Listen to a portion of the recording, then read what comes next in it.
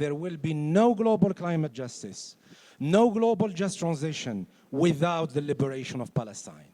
Palestine, in a way, concentrates all the ugliness and the contradiction of the capitalist imperialist system, and it shows its general tendency towards more violence, more militarism, more war, and cruel use of outright violence. In the COP28 in the Emirates in Dubai, the Colombian president, Petro, has said very strong words. What we see in Gaza is the rehearsal of the future.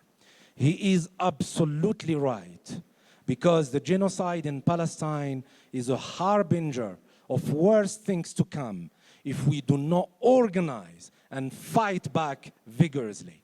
The global ruling classes and the empire are already willing to sacrifice millions of black and brown bodies, as well as poor white working class, to maintain their profits, the accumulation of capital, and their domination. We've seen that clearly at COP29 in Azerbaijan. We've seen how the ruling classes of the global north are willing to fund genocide, to fund displacement, but are not willing to put money to fund climate actions. I think it's really hard to find the right concepts or the right words to describe the utter destructions that is taking place in Palestine. It is not just a genocide.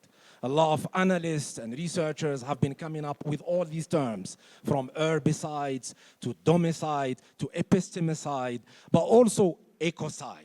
I think the most appropriate way, in my opinion, to describe what is happening is a holocide, which means the utter destruction of the social and ecological fabric of life in Palestine.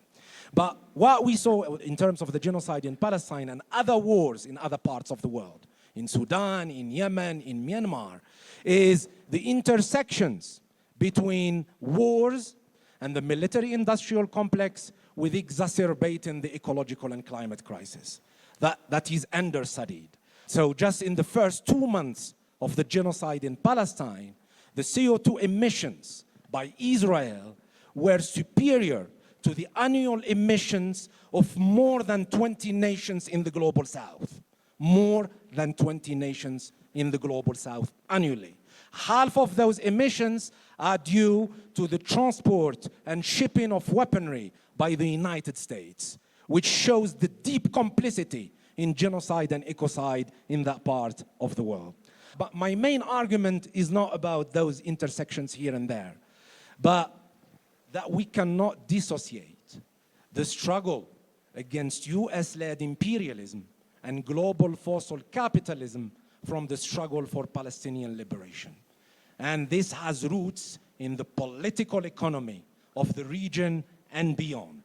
US hegemony rests on two key pillars in the region and beyond.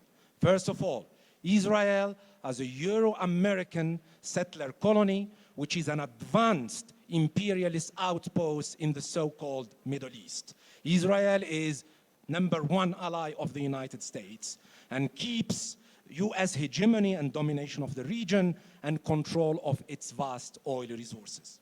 The second pillar are the reactionary oil-rich Gulf monarchies. The United States and its partners have done everything to approach these two key pillars in order to integrate Israel politically and economically in the region from a dominant position. And the recent normalization deals that we've seen, Emirates, Sudan, Bahrain, and probably Saudi Arabia in the near future, are meant to cement US-led imperialism in the region. So based on all what I said, I strongly think that Palestine, the Palestinian cause, is not merely a moral, a human rights issue, but is fundamentally and essentially a struggle against US-led imperialism and global fossil capitalism. So basically, there will be no climate justice, no just transition, without the dismantling of the deeply racist Zionist settler colonial state of Israel and the overthrow of the reactionary Gulf monarchies. Now, what should we do? when we have that kind of analysis. I work closely with the Global Energy Embargo for Palestine. And we've been saying clearly that words are not enough. Words do not have a meaning, a concrete meaning to the children, to the women, to the men that are being massacred, displaced, and starved by the day.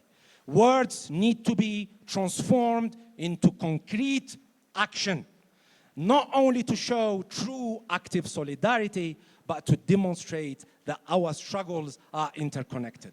And again, Colombia has shown the way when they stopped the export of coal to Israel. We need the same thing from South Africa.